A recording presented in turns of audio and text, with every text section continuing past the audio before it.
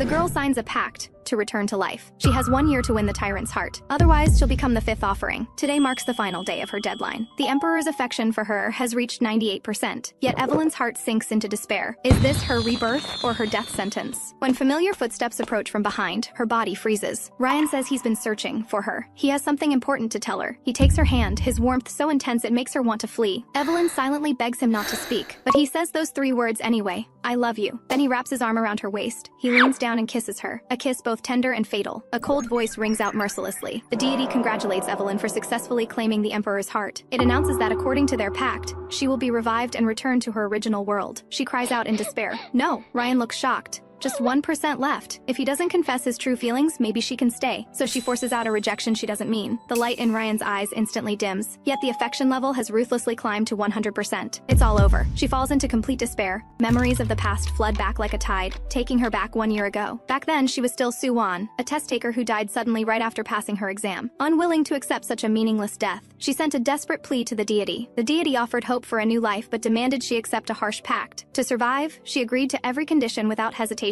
When she opened her eyes again, she'd become a noble lady in another world. The mirror reflected an unfamiliar face, a beautiful girl with purple hair and golden eyes. The deity informed her she was now Evelyn Lester, and claiming the Emperor's heart was her only condition for revival. Why the Emperor specifically? She couldn't help but ask. The deity coldly asked if she truly wanted to live or not. It promised that once she succeeded, she could have the beautiful life she longed for. It warned her not to ask useless questions. Just focus on completing the task. The choice before her, claim the Emperor's heart or die. She accepted the terms with determination, resolved to succeed. The deadline was 1 year. She had to succeed before the Emperor's birthday. Memories of her past struggles studying flashed before her eyes. She clenched her fists, vowing to claim the Emperor's heart. Just then, a maid entered the room. Finding her awake, she hurried off to report to the head of the household. The red-haired man frowned in displeasure, his tone impatient. He ordered that she be brought to him immediately, weak or not. No excuses. In the dining room, he mocked her for being sick so long. He said meaningfully that life requires sacrifices. It's fate. Then he informed her that the palace had sent word. She'd been chosen as empress. They would come for her today. He added with a cold laugh, the 5th bride. Perhaps she'll be lucky enough to survive. She nervously pressed him for what he meant, but the deity stopped her from asking more. The man snapped that she was ignoring him, his tone growing sharper. He mocked her, saying someone like her becoming empress was incredible luck. She clearly sensed the undisguised hostility in his eyes. The deity whispered in her ear, guiding her to see Victor's true thoughts. Suddenly, she sees a number floating above Victor's head, 19%. The deity chuckles. Such a low number is truly rare among family. The breakfast that follows fills Evelyn with fury. Victor's mockery stabs at her heart like needles. He dares to mock that women shouldn't lead households. They should just be housewives. Evelyn can't hold back and throws his selling out his sister for personal gain back in his face. He roars in anger that this estate should have been his by right. The deity warns Evelyn in time, and she has to bow her head to hide the fury in her eyes. Walking away from the dining room, she curses that arrogant hypocrite in her mind. The maid Ella hurries after her with worry, eyes full of concern. Evelyn realizes she doesn't even know the maid's name and asks softly. Ella actually tears up in sadness. She says she'll always be her servant. Back in her room with the door closed, the deity's questions make her even more irritated. She was too angry to eat anything just now. She just wants to understand the truth of this world as soon as possible. Ella thoughtfully brings tea and snacks, suggesting she enjoy them on the terrace. Evelyn forces a smile and agrees, her mind churning with the information she just learned. This is the capital of the Estrella Empire. She's the eldest daughter of House of Leicester. Victor is eager to push her out of the family, which led to this marriage with the Emperor. The deity keeps avoiding talk of the previous 4 brides' fates, which makes her uneasy. Most importantly, she must make that Emperor she's never met fall in love with her. She notices the 83% affection level above Ella's head and feels slightly warmed.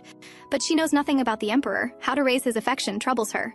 The deity points into the distance, reminding her the palace envoy will arrive soon. Evelyn watches the commotion in the distance. She understands Victor is up to something again. She decides to set aside her worries for now. She'll figure things out after meeting the Emperor. After reminding the deity to honor their pact, worry slowly creeps into her heart, but she quickly rallies herself, believing this can't be harder than the bar exam. At this moment in the palace, Emperor Ryan reviews official documents. Duke Carl asks playfully what he knows about his new bride. Ryan clearly has no interest in the marriage. Carl boasts proudly that he's a prominent figure in high society. And another famous figure is the never-before-seen Evelyn Lester. Ryan finally feels a hint of curiosity about this mysterious bride. Carl continues, revealing the inheritance dispute in House of Leicester. Evelyn's half-brother seized the position of family head that rightfully belonged to her. Ryan responds coolly, making clear he's not interested. much less interested in getting married. Meanwhile, at the ducal estate, Ella is helping Evelyn dress. She carefully tends to Evelyn's long hair, eyes full of admiration. Evelyn notices her affection level has risen to 90% and feels touched. She tentatively asks what the Emperor looks like. Ella shyly describes the Emperor's handsomeness. Getting emotional, Ella tears up again over Evelyn's fate. Evelyn's heart trembles. No one has ever treated her with such genuine care. The affection even her family never gave her. She's found in another world. Just then, Victor bursts in to announce the palace carriage has arrived. Evelyn notices his affection level has dropped again. She can't help but sneer mockingly. Victor explodes in rage, thinking she's going back on her word to fight for the family headship. He turns to leave, cursing as he goes, but Evelyn suddenly understands his fear. She grabs his collar and shoves him against the wall. Word by word, she exposes his pathetic fear of losing power. Victor struggles to escape, but she pushes him to the ground. She looks down at him with a cold laugh, mocking him for coveting what doesn't belong to him. Then she leans close to his ear and whispers a threat, warning him to watch himself. She turns and tells the stunned Ella to fetch her gown. She's going to meet that illustrious emperor. With a final glance at Victor slumped on the floor, she coldly tells him to get out. The moment she steps into the Estrella Empire's palace, Evelyn senses something strange. To her surprise, every servant displays an affection level in the 60s or 70s. She stops a maid to ask about the previous empress's lives after marriage. The maid panics, as if she's heard something forbidden. The head steward appears just in time and dismisses the maid. She personally steps forward to attend to Evelyn. Evelyn responds with a surface smile, but she's more convinced than ever this marriage hides dark secrets. Every servant in the palace shows her goodwill, yet no one dares discuss details of the wedding. Even the deity has vanished without a trace since she entered the palace. Heavy etiquette training leaves her no time to think deeply. Not until the night before, the wedding, does she learn the truth. The tailor Nolan delivers an ornate wedding gown studded with sapphires. When she suggests trying it on, he stammers and insists it would bring bad luck. Evelyn bluntly presses him for the reason. The steward appears again to interrupt the conversation, warning her not to overthink things. Forced to retire early, Evelyn tosses and turns in bed. She should be attending job interviews right now, but instead she's in danger. Unable to bear her restlessness, she gets up for some air. But outside the door, she overhears maids discussing the deaths of the previous 4 brides. They whisper about the truth behind this sham of a wedding. That final phrase, destined to be offered as sacrifice, chills her to the bone. She shoves the door open and confronts them. The maids panic. From their fragmented accounts, she finally understands her situation. If she doesn't win the Emperor's favor within 1 month, she'll be sent north for ritual sacrifice. Standing by the window late at night, she recalls Victor's meaningful words. So he knew all along her fate was grim. That's why he was so smug. Before worrying about the 1-year deadline, she must first survive this month. Will she just sit and wait for death? She absolutely won't. No matter what, she will survive. She won't accept this fate. On the wedding day, she calmly accepts being dressed. Everyone is shocked. The attendants whisper among themselves. They all say they've never seen such a composed bride. The priest announces the wedding ceremony begins. Supported by Victor, she enters the hall. Guests cast sympathetic looks her way, confirming the rumors are true. She mutters scum under her breath. Victor mocks that she's finally lost it. She laughs coldly, reminding him to beware of karma. Since she's going to die anyway, she has nothing to fear. Victor grits his teeth, convinced she's just bluffing. But the groom still hasn't appeared, causing unrest among the guests. The attendant Leon walks into the hall alone. He conveys the message that the emperor will not attend. The priest asks helplessly how to conduct a wedding without a groom. Evelyn sighs softly. Of course, nothing goes smoothly, but she firmly declares, without a groom, the wedding continues. Under everyone's shocked gazes, she smiles and asks the priest to proceed with the ceremony. The officiant reluctantly recites the blessings. His voice sounds especially thin in the empty hall. What should be a joyous occasion fills with awkwardness and unease. The emperor's absence makes the wedding feel utterly absurd to the guests. The priest asks if the bride will pledge loyalty to the nation and the emperor. Evelyn smiles and takes her vow, that smile hiding a determination no one understands. When the officiant prepares to hastily end the ceremony, she speaks up to stop him, reminding everyone the important ring exchange hasn't happened yet. She calmly places the wedding ring on her own finger, movements graceful and composed.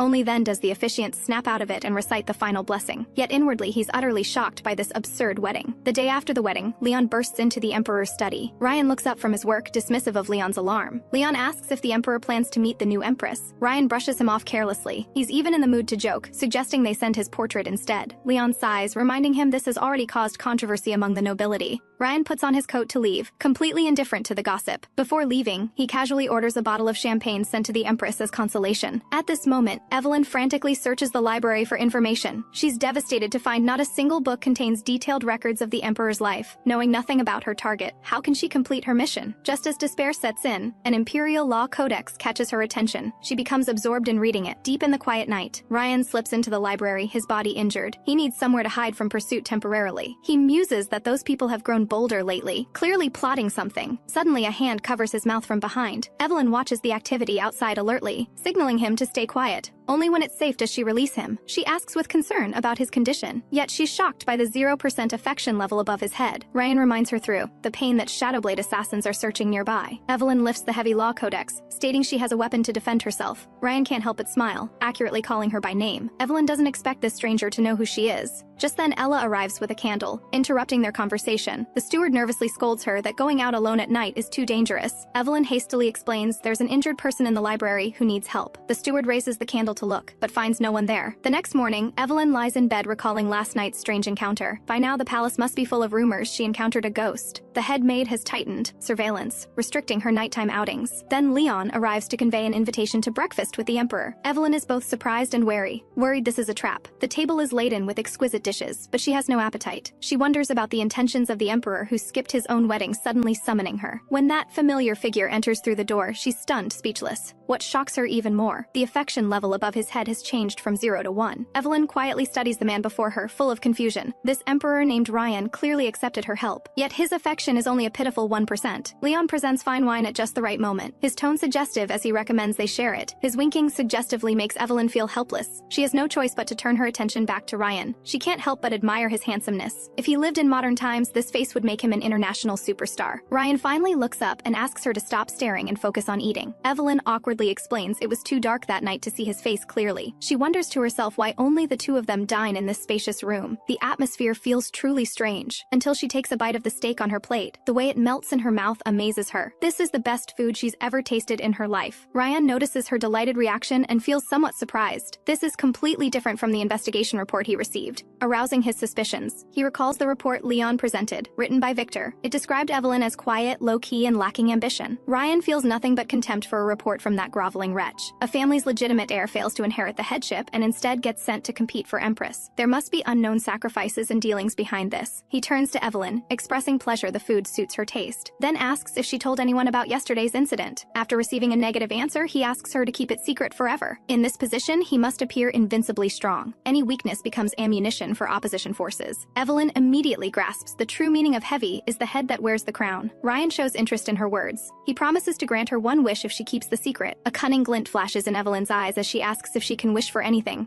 Ryan laughs lightly at her greed, yet his affection unexpectedly rises to 3%. This sudden change excites Evelyn so much she knocks over her plate. She hurriedly crouches to gather the pieces, worried about the expensive dishware. As expected, her fingertip gets cut by a shard. Ryan actually rushes over. He anxiously examines the wound, his tone full of concern. Evelyn's heart races as she asks him to let go, but Ryan insists on holding on, afraid she'll keep picking up fragments. Looking into his deep eyes, Evelyn feels an inexplicable sense of oppression. That familiar palpitation strikes, reminding her of the anxiety before her sudden death. She yanks her hand back and flees the dining room in a panic. Soon after, the steward arrives, gravely mentioning rumors spreading through the palace. Stories about the Empress fleeing awkwardly during lunch with the Emperor are spreading everywhere. The steward hopes she can deny this absurd rumor, but Evelyn stammers and admits it's true. She even hurt her knee in the fall. The steward silently despairs. Before rushing out, she tells Evelyn to stay obediently in her room. Evelyn looks up and calls out to the deity in the empty air, demanding an explanation for what just happened, why she trembled so violently, why she felt such inexplicable fear. But the deity only smiles mysteriously, throwing the question back at her. She angrily says she's in no mood for games. The deity cups her face, admitting this body isn't a blank slate. The deity reminds her to think about the anomalies in her life. Only then does she realize she could speak the language fluently from the start. Both conversation and reading came without any difficulty. The deity explains this is muscle memory at work, but it didn't anticipate the original Evelyn's emotions toward Ryan would be so intense. Evelyn recalls her abnormal reaction when Ryan touched her. Her heart pounded wildly, a fear not her own controlling her body. The deity points out this is the body's memory of Ryan at play. Evelyn feels hopeless, not knowing how to complete her mission under these circumstances. The deity dismisses it lightly as a normal, unfavorable condition. She protests angrily, demanding a way to overcome the fear. The deity asks back if she has experience overcoming fear. Evelyn complains the time is too short. It's impossible. The deity coldly points out she must overcome it if she wants to live. Once she has Ryan's heart, she can revive and return to her original life. Compared to revival, overcoming fear is nothing. Evelyn finally compromises, deciding to try her best. In the library at night, she tries tries to calm herself through reading. A fairy tale called Frost's Vow catches her attention. The story tells of a snowman named Frost who falls in love with the Lord of Warmth. When warm spring arrives, the snowman doesn't go to the cold regions. The Lord of Warmth urges him to leave or he'll melt. But the snowman says he finally understands the purpose of his life. He gives the Lord of Warmth a flower seed, then melts in the sunlight. Evelyn ponders the snowman's willingness to sacrifice everything to give his true heart. Can true love only be won by giving everything like the snowman did? She can't help but ask herself if she could ignore a heart that gives its all to Ryan. Just then, her stomach's growling breaks the contemplative mood. She remembers wanting to find simple food like instant noodles to satisfy her hunger, but she hears the steward outside scolding a maid, blaming them for not even knowing where the Empress went. The maid timidly explains the library is too frightening. Evelyn peeks out from behind the door, looking around curiously. The steward immediately turns on her, scolding her for wandering off. She immediately puts on a melancholy expression, explaining she's upset and restless. The steward softens as expected, wiping tears and asking how she can help. Evelyn takes the opportunity to request snacks like instant noodles. The steward looks confused, but a young maid recalls a type of spicy noodles. Evelyn immediately says she wants to try them. After they leave, Ryan quietly appears. He curiously repeats the words instant noodles. He picks up the fairy tale from the table. Seeing the title, he smiles slightly and comments her tastes are childish. As he leaves, his affection level quietly rises to 4%. The next morning, she learns Victor will be entering the palace. Evelyn instantly burns with rage. The steward reports he's here specifically to pay his respects to Her Majesty the Empress.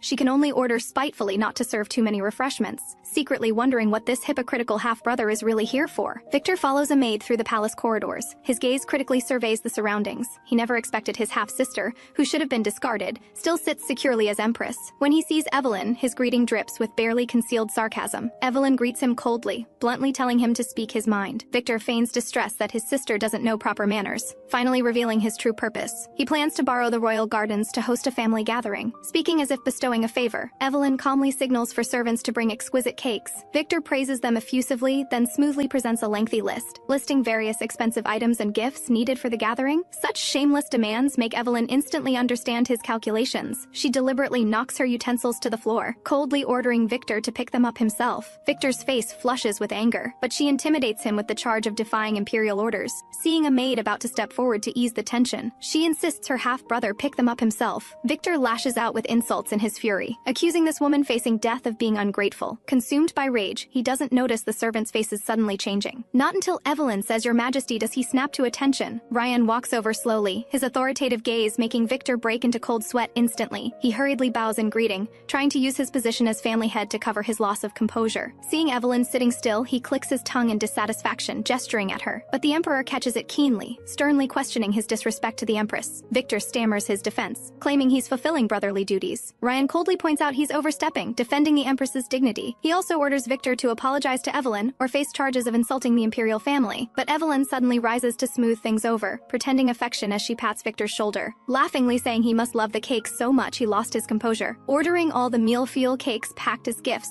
subtly mocking his childish tastes. Leaning to whisper in his ear, warning him to behave himself. She clearly refuses to lend the gardens, ordering him to host at his own estate. Victor leaves in humiliation under the servants' gazes, angry, but not daring to speak. Evelyn watches his panicked retreat with mixed feelings. Then Ryan suddenly places his hand lightly on her shoulder, requesting to speak with her privately. Evelyn can't fathom his intentions. She instinctively looks at the affection level above his head, finding the number has actually risen. To complete her mission, she has no choice but to agree. He brings her to a massive maze. He suggests entering now, but she hesitates and stops. She tentatively guesses whether he just wants to play in the maze. He explains this is the best place for private conversation, leaving her unable to refuse. Evelyn's heart fills with unease. Her anger earlier temporarily made her forget the fear. But if she's alone with him, will that fear strike again? She asks with forced composure what his real purpose is in bringing her here. Ryan turns back with an unexpected reason. He simply wants to spend some time with the Empress. Then continues introducing the maze's complex structure. Evelyn suddenly realizes he might have sensed her fear. Afraid of getting lost, she has to follow closely. Ryan suddenly asks about the dispute in the garden. She brushes it off lightly. He considerately suggests resting, but she just wants to leave quickly. The important conversation he mentioned has so far been nothing but trivial small talk.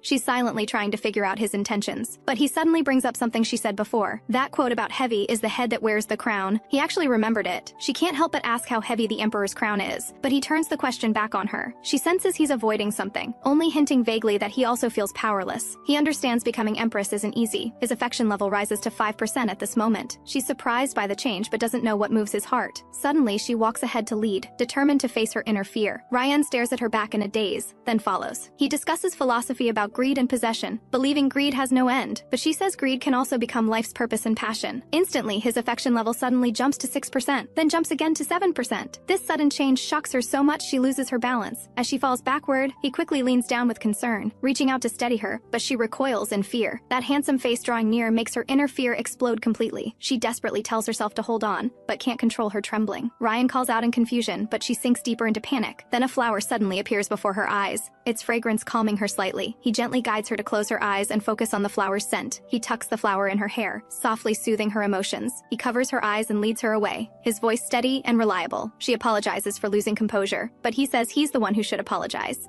and seriously states he brought her here just to say these words. He solemnly apologizes for leaving her alone on their wedding day. Evelyn is so shocked she forgets to breathe. She never imagined the lofty emperor would bow his head to apologize to her. She gently removes his hand covering her eyes, meeting those deep eyes. She can't help but ask the real reason behind this apology. She tentatively asks if Leon suggested it, rather than his own intention. He frankly admits this marriage went against his will, then again mentions that saying about heavy is the head that wears the crown. As emperor, he must endure pressure from all sides. Even marriage becomes a political chip, but he clearly knows she's equally powerless over her fate. This empathy makes him feel deeply guilty for his rude behavior. Evelyn suddenly realizes her body's trembling gradually subsides. Leon's appearance interrupts this unexpected heart-to-heart. Ryan quickly returns to his usual dignified manner, making excuses about stepping on her hem to cover Evelyn's strange behavior. This thoughtfulness stirs unusual ripples in Evelyn's heart. Lying on the soft bed at night, she replays every detail of the day. She never expected that cold emperor would actually apologize to her. That poker face makes it impossible to guess his true thoughts. Does the rising affection come from sympathy or pity? The steward's knock interrupts her thoughts. Martha asks with concern about her condition. She crouches down and takes Evelyn's hands, sincerely promising to help with all her power. This sudden kindness almost moves Evelyn to tears. Soon after, everyone leaves. The deity finally appears, with rare approval in its tone. Evelyn is dissatisfied with its repeated concealments. The deity has no choice but to reveal the cruel truth. She's the fifth bride. The previous four were all expelled from the palace in less than a month and became offerings. All of this is a conspiracy by the Sanctuary of Light and Council of Sages to weaken imperial power. The emperor is indifferent, allowing them to manipulate the succession of empresses. Deposed empresses are sent to the northern shadow wastes, euphemistically called ritual sacrifice. Evelyn angrily demands why it didn't tell her these terrible secrets earlier. The deity laughs coldly and asks what choice she would have made if she knew. She's instantly speechless, understanding she would have agreed anyway. The deity watches her reaction with satisfaction, reminding her to remember the pain of dying. If she doesn't want to repeat the same fate, she must give her all to win this game. Stealing the emperor's heart is her only path to regaining life. A determined flame ignites in Evelyn's eyes. She will survive at any cost. After the deity leaves, only determined resolve remains in Evelyn's eyes. Right now, she has no right to worry about others. Ryan's affection level is rising. That's the only thing she should care about. On the other side, Leon anxiously follows behind the emperor. He asks with worry about the empress's injury, but Ryan avoids the topic, heading straight to his chambers. Leon tries to persuade his majesty to eat, but receives only a cold response. The tightly closed door shuts out all concern. Ryan stands still behind the door. The empress's image keeps appearing in his mind. She's no longer afraid of him. This realization stirs something strange in his heart, recalling the moment she willingly let go of his hand. Those eyes held no fear. Previous empresses all feared when they learned they were mere bargaining chips. But Evelyn is completely different. She became even more determined. He suddenly recalls what she said. Heavy is the head that wears the crown. Savoring these words,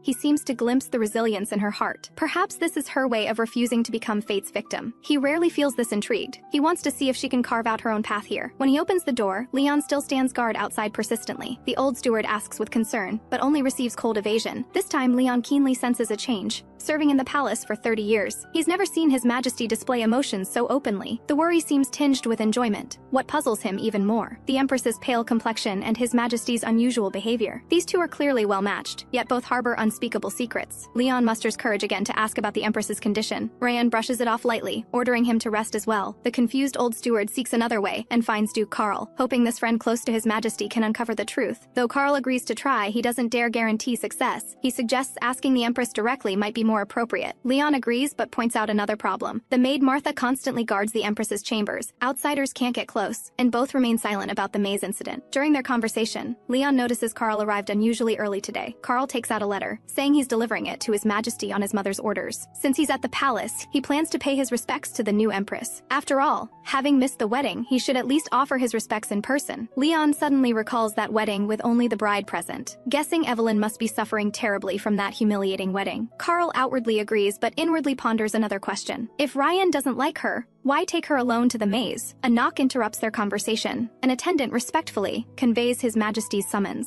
Leon says he'll inform the Empress in advance of Carl's visit, but Carl laughingly stops him, believing surprises are more interesting. Arriving at Ryan's office, Carl bows in his capacity as eldest son of House of Grayson. He hands a sealed letter to Ryan, whispering that it's an intelligence report from Walden. Meanwhile, Evelyn enters the library again. It's always empty here. She recalls Martha warning her about ghosts here. She can't help but think people of this era are too naive. She carefully searches for books about the royal family, but finds nothing. Just as she's about to give up, an exquisite book without a title catches her eye. The luxurious leather cover feels soft. She curiously opens its pages. Between the lines flows a woman's painful voice of unrequited love. When she reads about jealousy toward Celia, she realizes with a start this is a private diary. She quickly closes the book, unwilling to take pleasure in invading someone's privacy. Apparently she won't find the secret to love in books. She must find another way, recalling Ryan's apology in the maze. That wounded expression confuses her. Why would an emperor show such vulnerability to an abandoned bride? Checking the affection level, 10% is both comforting and anxiety-inducing. It's significant progress, but still far from the goal. At dusk, Evelyn receives news of Carl's visit. As she's told, this uninvited guest has already entered. He introduces himself as Carl Grayson, asking her to call him Carl. Evelyn cautiously maintains proper etiquette, extending her right hand to accept his hand kiss. Carl's smile as he rises holds elusive depths. After moving to the terrace to sit, Martha thoughtfully prepares refreshments. Evelyn is on guard against this stranger. Carl keenly senses her unease, yet continues to stare at her without reservation. Evelyn states with forced composure, she's not good at small talk. Inwardly, she's in turmoil. Anyone would be uncomfortable being stared at like this. She finally can't help but ask why he's staring. Carl maintains his keen gaze, finally giving a puzzling answer. Because you're interesting. Evelyn is completely confused about what interests him, even though he's handsome. Such frivolity makes it hard to feel any goodwill. Restraining her emotions, she directly questions his true intentions. Unexpectedly, Carl pauses, then bursts into laughter. Evelyn is completely baffled. How can a noble behave so rudely? After laughing enough, he explains no one has ever asked him his purpose like this. People only care about news of the emperor, never what he wants to do. Evelyn still doesn't understand, but he quickly says he wants to give her a gift. As he speaks, he actually reaches out to touch the hair by her ear, saying he'll be her private advisor to help her win the emperor's heart. Evelyn swats his hand away sharply, alarm bells ringing in her mind. This is their first meeting today. This proposal is absurd. Moreover, his affection level is only 15%. She asks why he would help her. Carl again says it's interesting. At this moment, Evelyn feels deeply offended. Her fate and love are treated as an entertaining game by him. Carl restrains his smile somewhat and introduces himself more seriously. He's the eldest son of House of Grayson and the emperor's secret private advisor. He says Evelyn is more interesting and has more backbone than the rumors suggest. But now the entire capital is spreading rumors about her. People mock her for being abandoned by the emperor at the wedding. They're watching to see how long this empress can last. Carl leans closer, his voice tempting. You need my help. Only he can help her turn public opinion around and truly establish herself beside the emperor. He believes this deal benefits both parties. Evelyn's mind is in chaos. This proposal is both dangerous and tempting. Can she really navigate this treacherous palace alone? Meanwhile, street gossip spreads more wildly. People eagerly discuss details of the empress and emperor having lunch together. Then, an ornate carriage quietly stops at the roadside. A cloaked guest elegantly descends from the carriage. She approaches a stall, picks up a bracelet, and asks the price. The vendor enthusiastically greets her, praising her excellent taste. The cloak's hood inadvertently slips off with her movement. Golden hair shining like sunlight cascades down instantly. That excessively beautiful face leaves the vendor stunned. After buying the bracelet, the long-haired woman turns to leave. The merchants are too awestruck by her beauty to speak. The carriage slowly leaves the bustling market. Her cloaked companion worries such conspicuousness will trigger rumors. But Celia reveals a satisfied smile. This is exactly what she wants. She came precisely to spread rumors. Toying with the bracelet she just bought, her gaze gradually becomes cold. The next moment, she unhesitatingly tosses the bracelet out the window. Her companion is surprised by her action, but Celia doesn't care. She wants not only that so-called empress to hear, but also for the news to reach deep into the palace. Her gaze turns toward the distant palace. Her cheeks flush with shy blushes, sweet anticipation welling in her heart. This is their first reunion in 10 years. She wonders what expression he'll show when he sees her return. Meanwhile, Evelyn in the palace receives notice of a banquet. Leon says the Crown Prince of Walden has arrived suddenly. She must attend. He apologizes for this last-minute arrangement, saying he's instructed Nolan to prepare a new gown. Evelyn is somewhat puzzled. She already has many gowns. But Leon emphasizes this is His Majesty the Emperor's command. Evelyn can only agree to wear the new dress. Leon has barely closed the door and left when Martha rushes in anxiously. She nervously asks what Leon came for. Evelyn is startled by her sensitivity and tells her to calm down, informing her it's just to prepare new attire for the upcoming banquet, and mentioning the Crown Prince of Walden will attend. Martha immediately looks surprised. She lowers her voice to warn that this crown prince is notoriously flirtatious. Reportedly, he pursues any woman he fancies, regardless of her status. Evelyn incredulously confirms whether he doesn't even spare married women. Martha nods gravely, urging Evelyn to be extremely careful, and says she'll stay nearby, ready to intervene at any moment. Evelyn silently makes up her mind. This time, she must overcome this body's fear of the Emperor. Elsewhere in the palace, Ryan feels restless, thinking this is the Empress's first social gathering. He feels he should properly escort her, fulfilling his duty as a husband. Yet he's uncertain whether his invitation to dance would be accepted. Leon appears timely, reminding him the Empress is waiting. Ryan snaps back to attention, unwilling to keep her waiting, and immediately sets out. He doesn't notice that the quietly growing affection in his heart has risen to 13%. Leon mentions their outfits were prepared as a matching set. He looks down at his attire.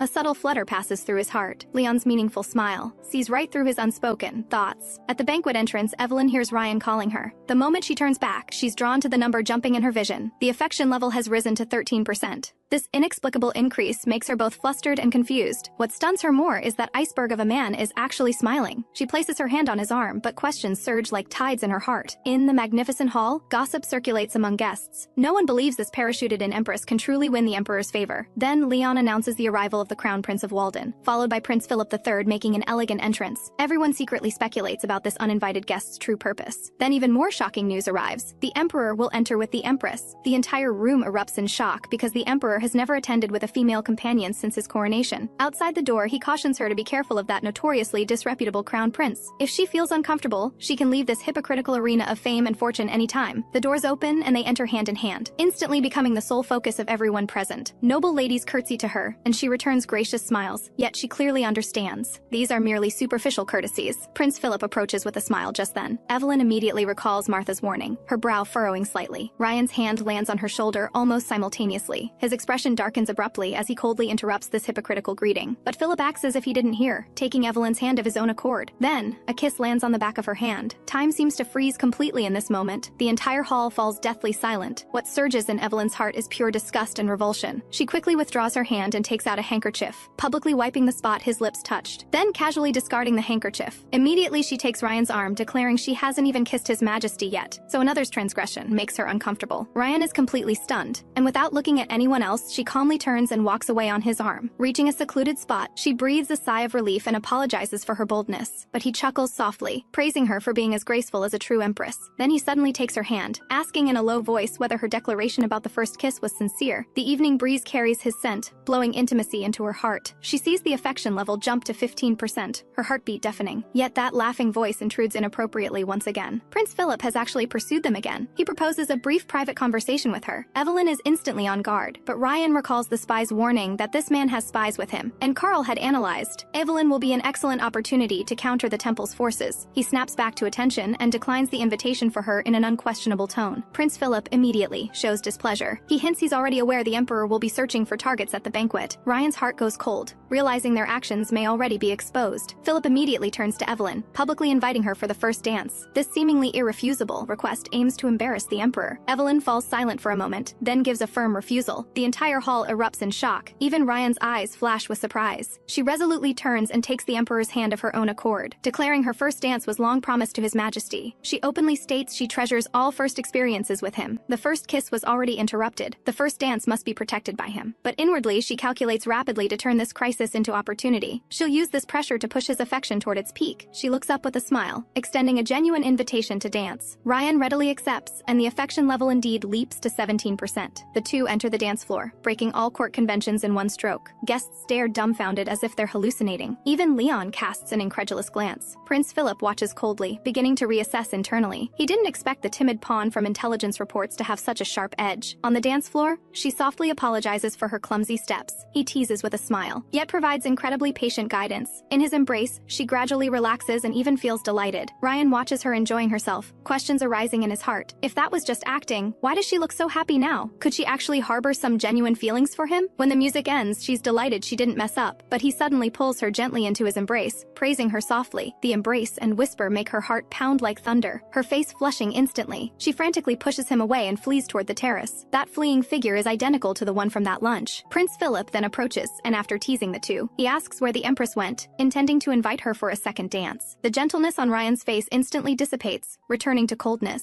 He merely informs him indifferently that the Empress felt unwell and returned to rest. Prince Philip laughs, bluntly saying the Emperor is clearly protecting her. Ryan mocks himself inwardly. He should be tracking spies yet lingers here, but he can't help thinking that dance was indeed quite enjoyable. Meanwhile, the fleeing Evelyn's cheeks have long since turned crimson. Even the terrace's night breeze can't cool her burning cheeks, but her mind falls into chaos. Was everything just now really just a test? His smiling acceptance of the invitation replays repeatedly. However, the rising affection level proves her strategy seems to be working, yet she still doesn't understand the reason for the increase. Could it be because she dances poorly, giving him the pleasure of teaching? Thinking carefully, the affection level quietly rises every time she's helpless. She finally concludes, perhaps he enjoys teaching others. As a ruler, he probably enjoys this feeling of guidance and control, but a wave of aversion rises in her heart. She hates being lectured most, but to reclaim her own life, she can only endure for now. In the banquet hall, Ryan coldly watches Prince Philip flirting around. The other has noticed he's searching for spies, which is even more irritating. Leon appears timely, teasing whether he enjoyed this feast, also saying he and the Empress both looked quite happy. Rion immediately denies it with a cold face, but those words burrow into his heart. He was happy with her. He immediately turns to leave, but his ears redden uncontrollably. Carl rushes over to ask about the situation, Leon explaining with a mischievous smile, saying His Majesty has been distracted ever since dancing with the Empress. The two exchange knowing smiles, tacitly reaching the same conclusion. He's clearly developed interest in her, only he hasn't realized it yet. Ryan alone comes to another terrace, his emotions unsettled. Why can't he stop thinking about her? This feeling is foreign yet overwhelming. Since his father's death, emotions have been a luxury. He must be cold and strong to fight all who covet the throne. Under siege from the council of sages and the temple, reason is his only weapon. But this Empress is so different, breaking all his assumptions. She's the complete opposite of the timid image in intelligence reports. Her emotions vivid. She approaches bravely at times, then flees in panic. Elusive. That brief time dancing with her just now brought him genuine joy. He gazes at the stars and can't help but murmur her name. Evelyn below suddenly hears the call and looks up in disbelief. The moment their eyes meet, Ryan's pupils tremble, frozen in place. She hesitates, then finally smiles and asks if he called her. But Carl pursues at this moment, urgently reporting about the spy. The abrupt interruption startles them both, making them think it was an illusion. Evelyn's eyes dim as she mocks herself for hearing things. After speaking, she turns and leaves, her retreating figure full of disappointment. But Ryan remains immersed in that coincidence, his mind greatly shaken. He called and she truly appeared. This wasn't an illusion. Carl worriedly grips his hand, asking if he's gone mad. Ryan suddenly crouches down, saying perhaps he's been too exhausted lately. He presses his hand tightly over his heart, his voice trembling almost imperceptibly. He says he doesn't feel well, can barely breathe, and this heart is pounding in an unprecedented way, and the affection level has quietly leapt to 20%. The next day, news of the ball spreads like wildfire. People whisper that the arrow-hard cold emperor actually danced with the Empress. The moment Celia hears everything, her expression completely darkens. Finally, she turns and leaves without a word. Palace maids also gossip, speculating whether the Empress used magic. Martha eagerly questions Evelyn,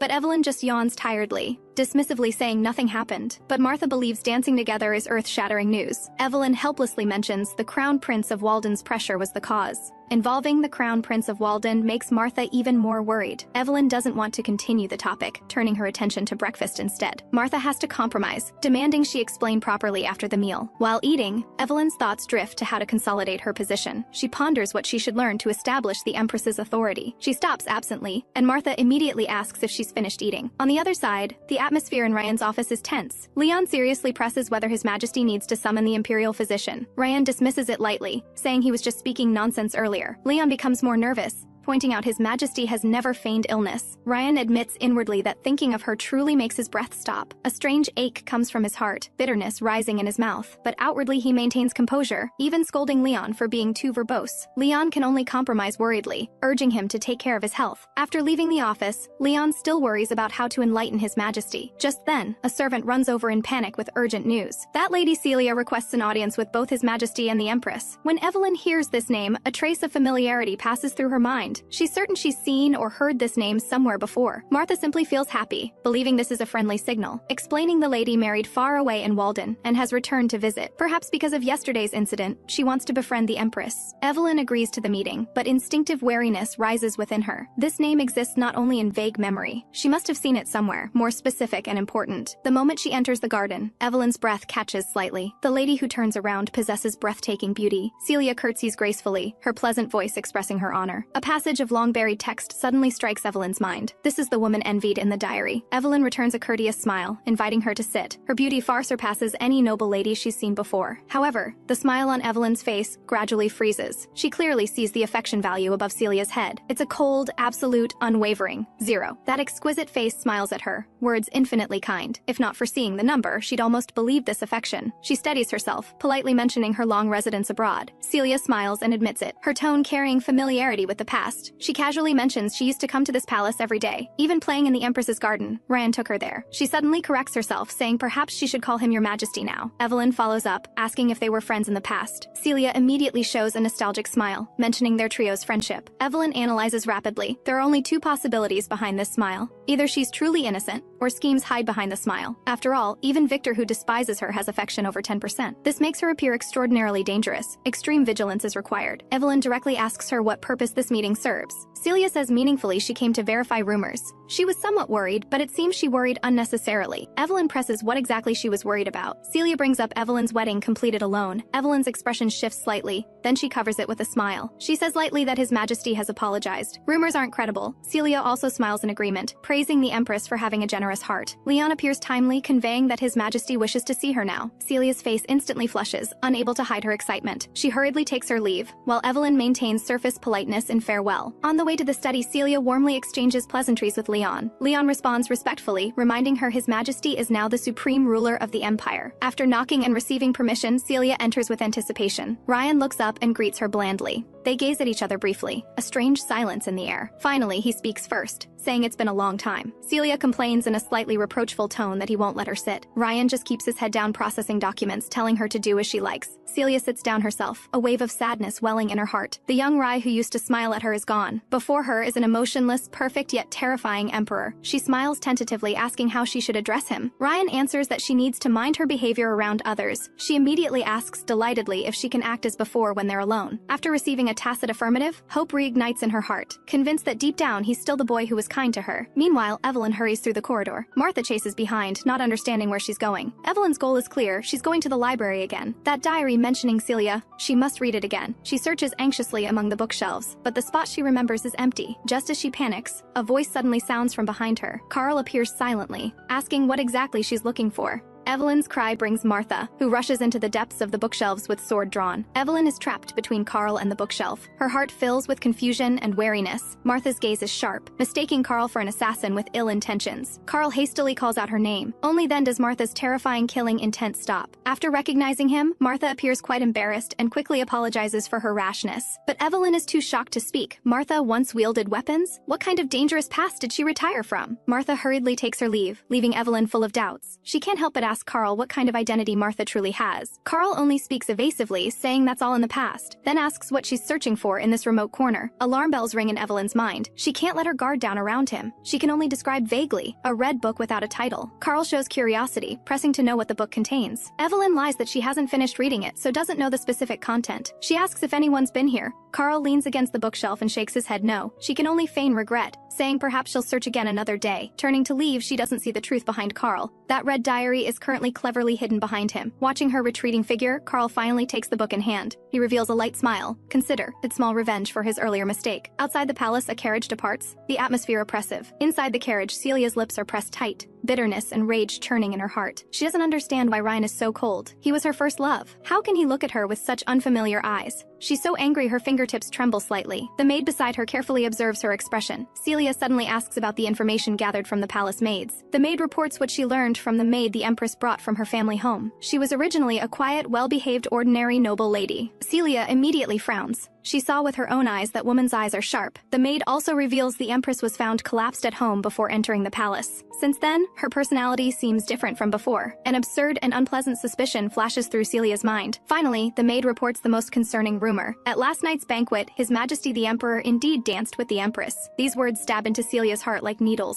her expression instantly contorting. Jealousy and rage burn away her reason as a plan rapidly forms. She coldly orders them to find a clever woman with no family and send her into the palace. The maid asks how to deal with that spy after the deed is done. Celia reveals an angelic, pure, and beautiful smile, saying to just kill her. At dusk, the atmosphere at the farewell banquet is subtle and tense. Prince Philip smiles and praises the lavish hospitality, his words full of innuendo, but Ryan only coldly urges him to finish eating and leave soon. Prince Philip deliberately sighs, regretting the Empress won't even spare him a glance. This remark makes Ryan so angry he nearly breaks the silver spoon in his hand. Prince Philip continues complaining that even last night's dance invitation was refused. Evelyn can only awkwardly explain it's because her dancing is too poor and she feared embarrassment. Prince Philip immediately asks back why it was different dancing with His Majesty. Evelyn inwardly puzzles, but outwardly smiles and credits His Majesty. She says, thanks to His Majesty's patient guidance, she could barely keep up. But she notices this praise doesn't raise Ryan's affection level, so she guesses he perhaps only enjoys the feeling of teaching others. But Ryan suddenly turns cold, urging Prince Philip to depart. Then he extends his hand toward Evelyn, indicating she should see the guest off with him. But Evelyn completely misunderstands the meaning of this gesture. She asks blankly, do you want to teach me something new again? Ryan freezes, completely unclear what she's talking about. Leon pokes his head in timely to remind them, breaking this awkward stalemate. Watching her back, confused questions surge in Ryan's heart. What does she want him to teach her? What does this mean? Could all this be some carefully designed scheme of hers? Evelyn calls back to him, and only then does he snap out of his chaotic thoughts. With a completely flushed face, he follows with forced composure, but a voice in his heart asks why she treats him this way. During the send-off, both remain silent. Before departing, Prince Philip still doesn't forget to flirt with a maid by the roadside. Evelyn feels extreme disgust, thinking this person is beyond hope. Prince Philip sees them and immediately puts on a perfect smile to say goodbye. Evelyn maintains her Empress's bearing, smiling as she wishes him safe travels. Prince Philip extends his hand again, wanting to perform a hand kiss, but Ryan quickly steps forward and grabs his wrist to stop him. His tone is cold and impatient, ordering the other to leave immediately. The carriage finally starts slowly, leaving everyone's sight. Evelyn breathes a long sigh of relief, feeling the garden air is much fresher. Martha reminds her it's cold outside. She should return indoors. She curtsies to Ryan in farewell, preparing to leave with Martha, but Ryan suddenly extends his hand toward her, words on the tip of his tongue. Evelyn doesn't understand, stopping in puzzlement to look at him. Ryan immediately feels awkward, finally slowly withdrawing his hand, only instructing Martha in a low voice to take good care of Her Majesty the Empress. Leon reminds him from the side that the Empress has already returned inside. He slowly clenches his fist, a faint regret welling in his heart. There should have been enough time for them to have tea together. This unspoken invitation makes his ear tips burn. A few days later, Evelyn lies alone in her room, shrouded in deep worry. In her wager with the deity, winning the Emperor's heart is the greatest obstacle, but she's visited his palace countless times yet still can't see him. Every time the guards respectfully inform her His Majesty is not present, she searched all places he might pass through, all in vain. The palace is too vast, and her identity as Empress prevents free exploration. Martha's knock interrupts her thoughts, but she doesn't want to move. Martha panics upon entering, scolding her for lying like that. Evelyn buries her face in the pillow, claiming she's too tired today and needs rest. But inwardly, she recalls that while dancing, perhaps he didn't just want to teach her. She suddenly sits up, realizing she didn't tremble while dancing. That fear carved into her body didn't appear then. She wanted to ask the deity, but that deity hasn't appeared in a long time. In her chaotic thoughts, she willfully flops back on the bed, unwilling to get up. Martha urges her again to maintain the Empress's dignified bearing.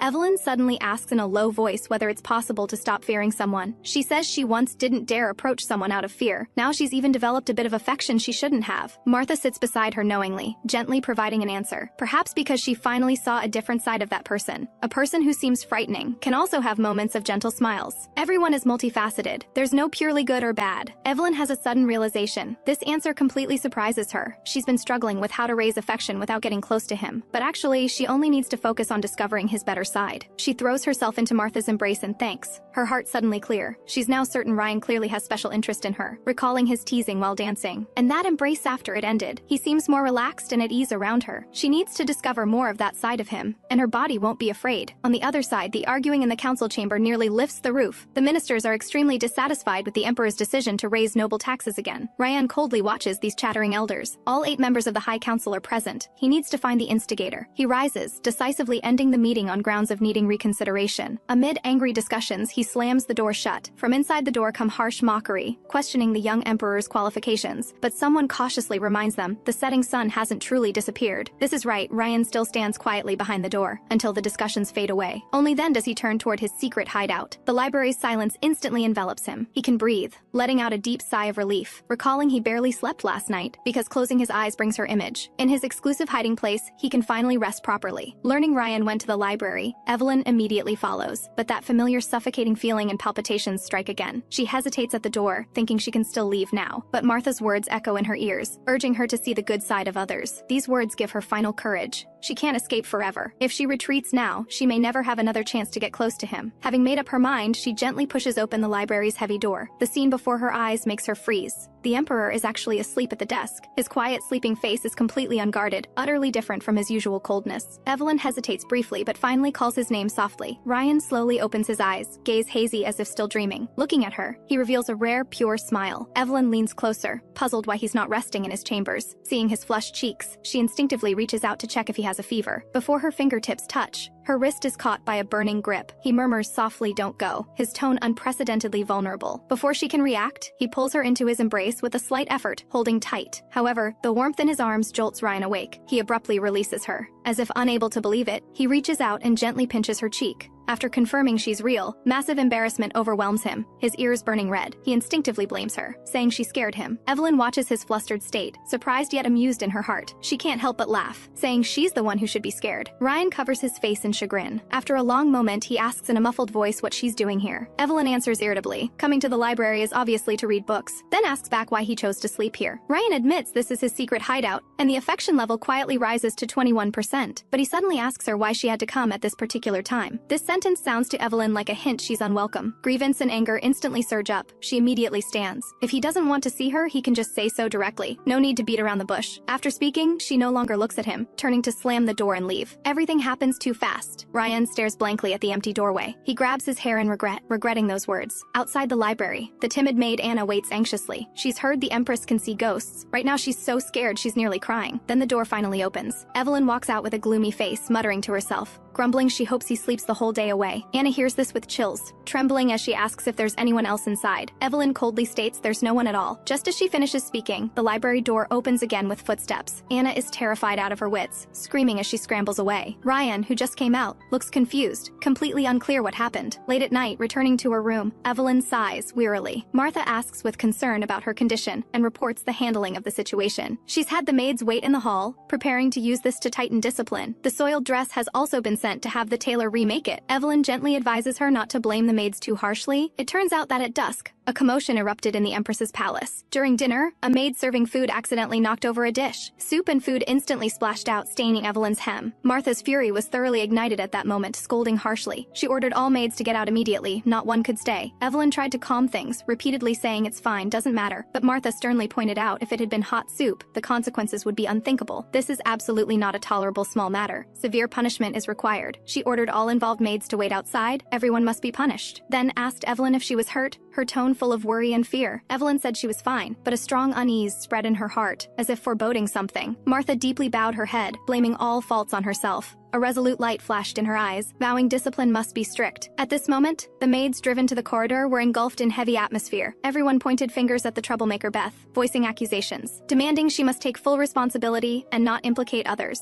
But Beth only responded coldly, as if it had nothing to do with her. This indifferent attitude thoroughly enraged the other maids. Someone angrily shoved her, reminding her of the Empress's identity and status, also mentioning rumors of His Majesty dancing with the Empress, warning of serious consequences. Beth frowned tightly, saying she'd accept any punishment, even speaking carelessly, saying at worst, "I'll kill myself." Everyone was shocked by her extreme words.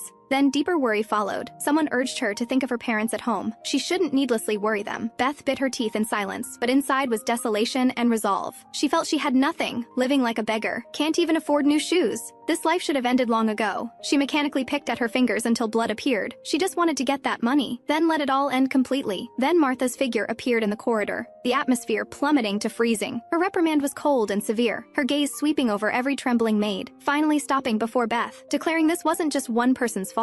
This was a failure of all the palace maids, including herself. As punishment, all maids' salaries next month would be halved with special training. Beth's eyes widened. The pain in her fingers was nothing compared to the despair in her heart. The news quickly reached Celia. The coded message showed the pawn codenamed the Fool had failed. She laughed lightly, casually tearing the letter to pieces. She gave a light order to the maid beside her. Dispose of that failed tool. The more people who know the secret, the greater the risk of exposure. Someone who can't complete simple tasks has no right to stay. The maid asked if they should arrange someone new for the vacant position. Celia indicated to send the girl already prepared into the palace. Then she slowly extended her hand toward the maid named Rowena. Her fingertip lightly touched the other's neck, her voice carrying a threat. If she disappoints her again, the inscribed curse will activate. Finally, she bloomed a sweet smile, pure as an angel. Leon followed behind Ryan, full of worry. Since the last council ended, His Majesty hasn't touched food. No matter how he persuades, he's refused. Ryan's mind has long drifted elsewhere. That embrace in the library replays repeatedly in his mind. How he wishes it wasn't a fleeting dream. His fingertips seem to still retain the soft touch of her cheek. Recalling how her eyes widened then, he thinks she's just too adorable. Leon's loud call pulls him back to reality. He can only make excuses about handling documents. However, the direction he walks betrays his thoughts. He heads straight toward the Empress's palace. Leon can't help but point this out, but he stubbornly says it's just a shortcut. Leon can only helplessly go along. Meanwhile, in the Empress's palace, Martha is apologizing for yesterday's chaos. Evelyn smiles to reassure her, saying it's not a big deal. Martha breathes a sigh of relief, suggesting a garden walk to view newly bloomed flowers. Evelyn readily agrees, but another person comes to mind. She hasn't seen Ryan for a day. She can't help calculating how to converse next time they meet. His affection is rising. She must seize this opportunity well, as if by fate's arrangement. Leon also suggests Ryan take that path. Both harboring their own thoughts, they walk toward where they might meet. Just as they're about to meet at the corner, a minister stops Ryan. He reports disturbing news. A maid from the Empress's palace has died. The deceased is named Beth, who worked in the palace for 3 years, suspected to have died by hanging. Leon quickly presses for details, discovering she was merely a poor count's daughter. She wore worn-out shoes, yet had a room with a terrace. Quite contradictory. This suggests she worked well but lived poorly. Perhaps there's more behind this? The minister then mentioned an incident at last night's dinner in the Empress's palace. It was this very maid who spilled food on the Empress. Head steward Martha punished her quite severely for this. They believe this may be what drove her to desperate suicide. All this conversation was heard clearly by Evelyn and Martha. Martha's face instantly turns deathly pale, her eyes full of shock and helplessness. But Evelyn is unusually calm. She softly calls Martha's name. Under Martha's panicked gaze, she tightly grips her trembling hand. In a gentle but unquestionable tone, she orders Martha to rest today, and to notify all maids they have today off. No need to serve. She needs them calm, and more so needs to clarify the truth herself. After comforting Martha, Evelyn calmly walks out from the corner. Her appearance surprises everyone. Moments later, Evelyn finishes hearing the minister's report. She finds it hard to believe. Did that maid really end her life over a scolding? She thinks pay cuts and training wouldn't lead to such an outcome, but the minister solemnly states all evidence points unmistakably to suicide, and it was personally confirmed by Leon. No traces of others at the scene. Hearing Leon's name, Evelyn's heart sinks sharply. She immediately realizes this must have reached Ryan's ears. Then the intimacy of their dance, his embrace half asleep. All her efforts to close the distance seem instantly reset to zero, but she grips her hem tightly, forcing herself to calm down. Someone died. This is more important than any affection level. She understands better than anyone the cold and pain death brings. The urgent matter is to determine if there's more behind this. She turns to the minister, asking if the maid left a will. The minister shakes his head, but says they found a neatly packed suitcase. Inside, clothes and items, even a personal spoon, were packed neatly. Evelyn feels a chill. This is too abnormal. Why would someone determined to die meticulously pack luggage? She presses about the maid's relationships. The answer is, she was a loner. The minister takes his leave after completing his report. Evelyn ponders alone, that sense of wrongness growing stronger. If planning suicide, why did not one colleague who saw her daily notice anything amiss?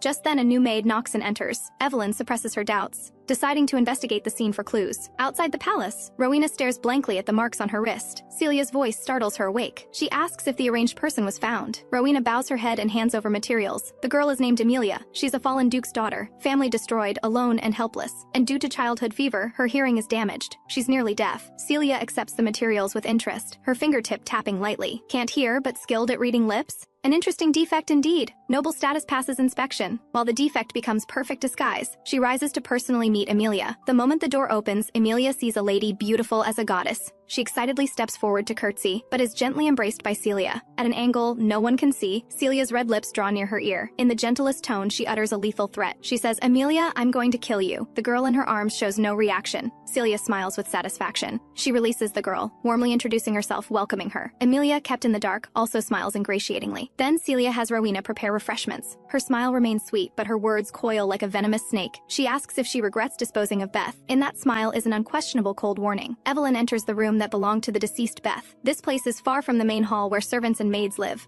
The new maid leading the way timidly points out this is Beth's room. Seeing her pale face, Evelyn feels a surge of sympathy. She gently tells the maid to go rest. No need to endure staying here. Losing a companion seen daily, the pain can't be easily adjusted to. The maid is surprised by this consideration, curtsies and hurriedly withdraws. house. Evelyn watches her retreating figure, recalling her own experience. She suddenly remembers something. She calls the maid back to ask who lives next door. When the news reaches Anna, it's like a bolt from the blue. She breaks down crying, not understanding why she was chosen. Others speculate the Empress may have sensed something amiss, or is summoning ghosts. Hearing ghosts, Anna's fear reaches its peak. Meanwhile in the room, Evelyn calmly scans every corner. The room has been cleaned, spotlessly, almost erasing all traces. Her gaze locks on the sturdy wooden chair by the window. Then she looks up at the heavy chandelier hanging from the ceiling. She drags the chair directly underneath and steps up without hesitation. Standing on tiptoe, stretching hard, she's still far from the chandelier. Her suspicion is confirmed. Beth couldn't have committed suicide. Even she can barely reach it. Tying rope around the lamp is pure fantasy. Then the trembling Anna enters. Evelyn asks if she's similar in height to Beth. After receiving an affirmative answer, she asks the maid to stand on that chair. The maid is so scared she nearly cries, but doesn't dare disobey the Empress's command. She stands on tiptoe. Her fingertips can only barely touch the chandelier's edge. Evelyn's brow furrows tightly, doubts gathering and not dispersing. The maid timidly asks if she can come down. Evelyn nods her thanks. However, the next second, Evelyn's face suddenly fills with terrifying fury. The maid trembles all over, thinking she's angered the Empress. She doesn't know a hand belonging to the deity rests on her shoulder. That long-absent red-haired deity finally appears again. Evelyn forcibly suppresses her excitement, sternly demanding if the deity witnessed everything, but the deity asks back blankly, expressing regret for the death here, then reminds Evelyn not to forget their agreement, and meaningfully warns her to stay vigilant if she wants to survive. Too many enemies is not a good thing. She must reclaim her life as soon as possible. And this conversation with thin air is witnessed entirely by the maid. She's terrified out of her wits, trembling as she asks if the Empress sees something. Evelyn snaps back to attention, but sees the number above the other's head plummeting. The original 40%, affection, is dropping in a straight line at alarming speed. Finally, it completely zeroes out, freezing on a cold, despairing number. Evelyn's heart sinks sharply. She didn't expect the truth to be so repulsive. Meanwhile, Ryan listens to Leon's report in his study. He learns Evelyn not only knows about the death but also comforted the maids. This makes him breathe a bit easier, relieved by her strength. But Leon immediately adds, "The Empress hasn't eaten all day because of this." Ryan's heart immediately tightens. He regrets losing a natural opportunity to approach and comfort her. Leon also reports Lady Celia requests an audience with His Majesty. Ryan ponders briefly, ordering this not be disclosed to the Empress, and to have Celia escorted directly to his palace. The carefully dressed Celia walks in. She appears pitiable, saying she's very worried about His Majesty. Celia arrives dressed in black. Ryan understands instantly. The news couldn't be contained after all. Even outside the palace, the tragedy has spread. Celia first feigns concern for the Empress's condition. Getting emotional, she even lowers her eyes, her voice slightly choked. Yet beneath her covering hand, she can barely suppress the upturned corners of her mouth. Then she mentions her parents' early deaths, and marrying far away to a foreign land, tearfully recounting that bone-deep sorrow and loneliness. She cleverly empathizes with this, asserting the Empress must be heartbroken right now. Amid streaming tears, she seems unable to contain her grief. Ryan remains silent for a moment, but still offers a clean handkerchief. Like a drowning person grabbing driftwood, Celia takes the opportunity to throw herself into his arms. Ryan immediately steps back half a pace, calmly reminding her the attendants are watching. Only then does she snap out of it. Hurriedly apologizing bashfully, she clutches the handkerchief tightly, quietly requesting permission to keep it. Ryan remains non-committal, only asking her true purpose for today's visit. Celia immediately switches to a considerate smile. Taking out the prepared gift, she recommends a lady named Emilia to serve as the Empress's new maid, claiming she also lost parents young and will surely understand and comfort the Empress's pain. Ryan initially declines politely, citing it's improper to interfere in palace personnel matters. But Celia brings up how the Empress must feel lonely and helpless right now. She smiles, packaging this kindness as irrefusable care. Ryan finally sighs,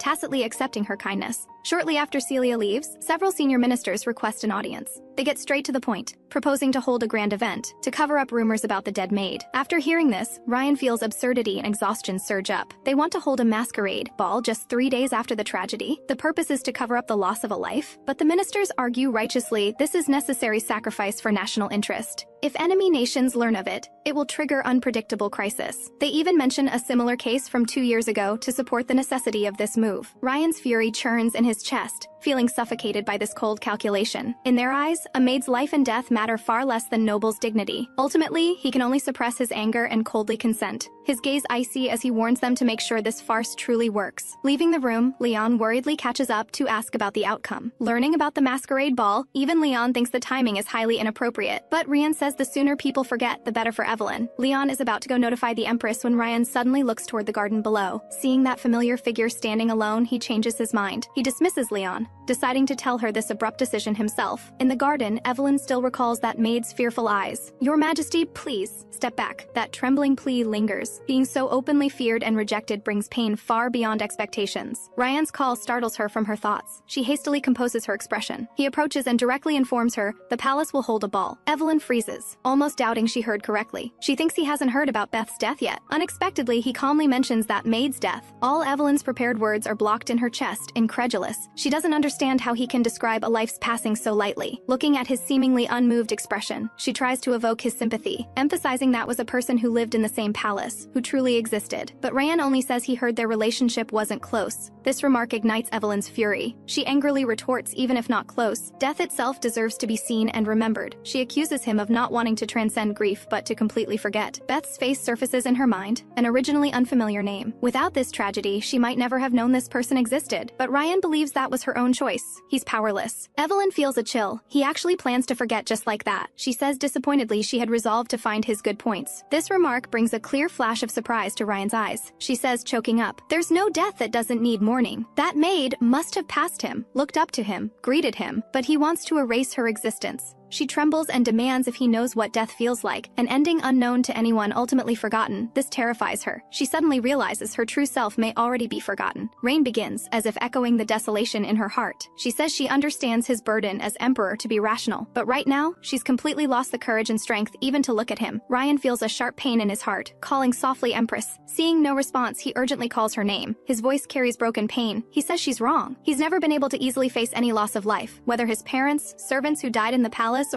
or those 4 brides he married and lost, every single time. The next day, Evelyn holds tea, but her thoughts are still filled with yesterday. Despite the conflict, ball preparations proceed rapidly. The masquerade ball in 3 days is set. She understands this hierarchical society's logic but can't let it go. His cold words echo repeatedly, making her feel bone-deep cold. She can't help but ask herself what she'll become if she truly steals his heart. A light tap on the window interrupts her contemplation. She leans out onto the balcony, puzzled. She actually sees Ryan standing below. He doesn't speak, only raises his hand, quietly pointing to the night sky. She obediently looks up, instantly breathless at the brilliant starry sky stretching across the heavens. A heart-trembling, beautiful starry sky spreads wordlessly before her. She can't make out his lip movements, can't hear what he whispers, just about to ask. The next second, he silently appears on her balcony. Warm breath envelops her from behind. He gently pulls her into his embrace from behind. Adding that belated, "I'm sorry," Evelyn asks why he's apologizing. He recalls she said there's no death that doesn't need mourning. He agrees inwardly, but as emperor can't show it at all. Evelyn looks up in surprise, vaguely understanding his meaning. His voice low but firm. He says he remembers everyone, remembers his deceased parents and every vanished bride. He clearly recites those unfamiliar names, one by one. The moment his words fall, the affection level quietly rises to 30%. He tells her he's not cold-hearted, just must pretend. He also fears death, also desperately struggles to survive. So he begs her not to give up on or hate him for this.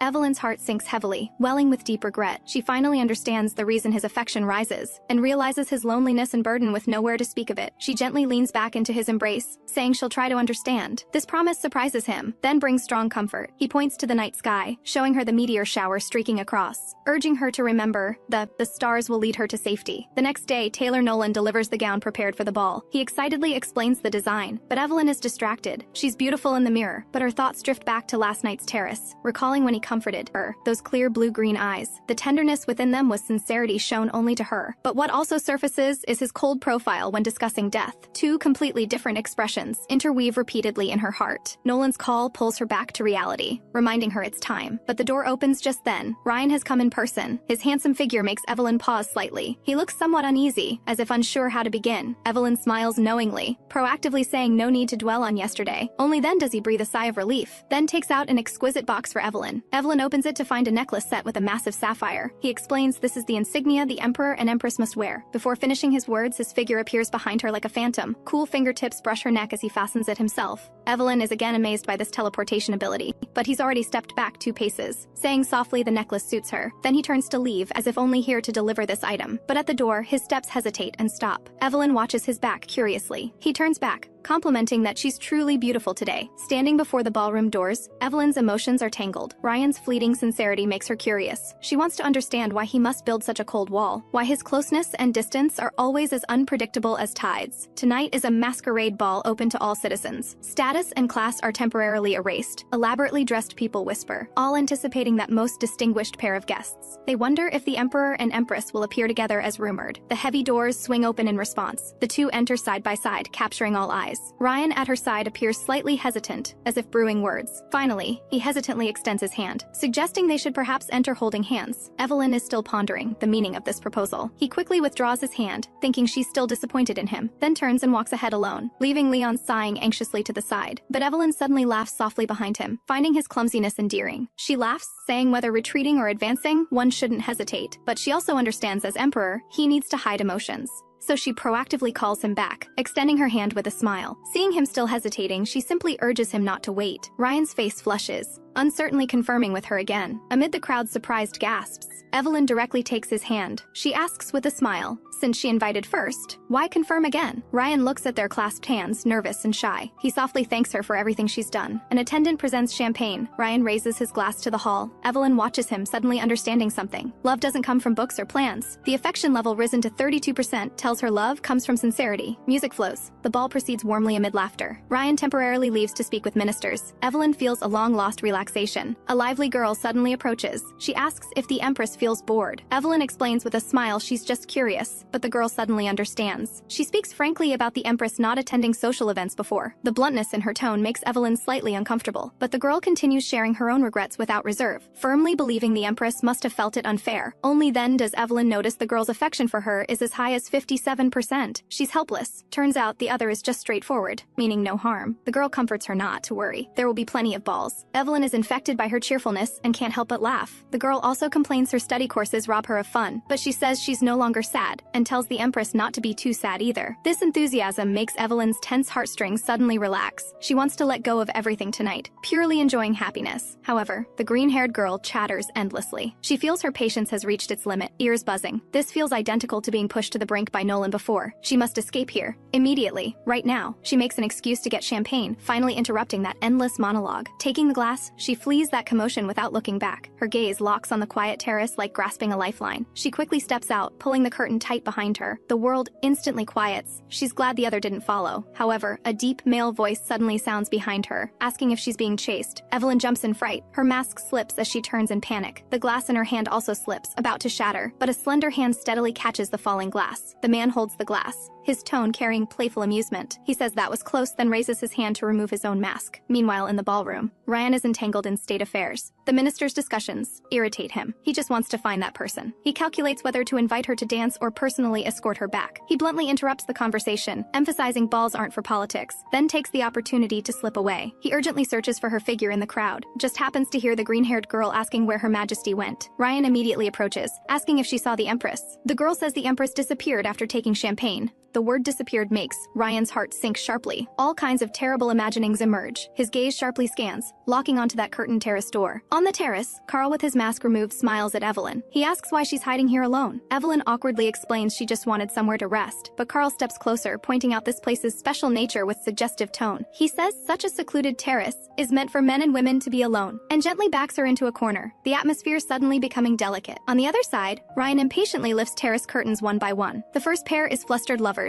The second likewise. No trace of her. This makes him more irritated and anxious. He absolutely won't allow anyone to touch a finger of hers. Evelyn stares at Carl before her, trying to see through his thoughts. Seeing his affection level as high as 45%, she can't tell what's real. Carl asks with a smile why she looks completely unguarded, then resumes being serious, saying he should fulfill his tactician duties. He plans to end the joke, pushing her back to the ballroom. Just at this moment, Ryan is about to lift this final curtain and burst in. The instant the curtain is violently opened, Evelyn is pushed into a stumble. She cries out as she falls forward, falling precisely into a solid embrace. The great impact makes them both fall to the ground. Time seems to freeze at this moment, gasps rising all around. The green-haired girl who hurried over witnesses everything, face instantly flushing. Ryan and Evelyn both freeze, pupils reflecting each other's shock. That chaotic accident just now brought their lips together. Just then, Martha and Leon enter the noisy venue together. They only see guests gathered in a circle, whispering, faces flushed. They exchange glances, determining someone must have behaved improperly. They part the crowd wanting to intervene, but freeze the moment they see the center. enter. Sitting on the ground are their majesties the Emperor and Empress, faces completely red. Martha hurries forward to help them up, her tone full of confusion and worry. Leon also urgently asks if His Majesty is hurt or unwell. However, Ryan's gaze is dazed, as if his soul hasn't returned. Evelyn keeps her head down, silent. Martha and Leon can only escort them away, leaving the hall full of guests, looking at each other, doubting they hallucinated. Did that unbelievable scene really happen? The masquerade ball's first night ends hastily amid shocked aftermath. Back in the chambers, Leon anxiously circles Ryan. He suspects His Majesty may have unnoticed internal injuries, but Ryan faces away from him, unconsciously touching his lips with his fingertips. That soft touch and warmth replay repeatedly in his mind. No matter how Leon calls,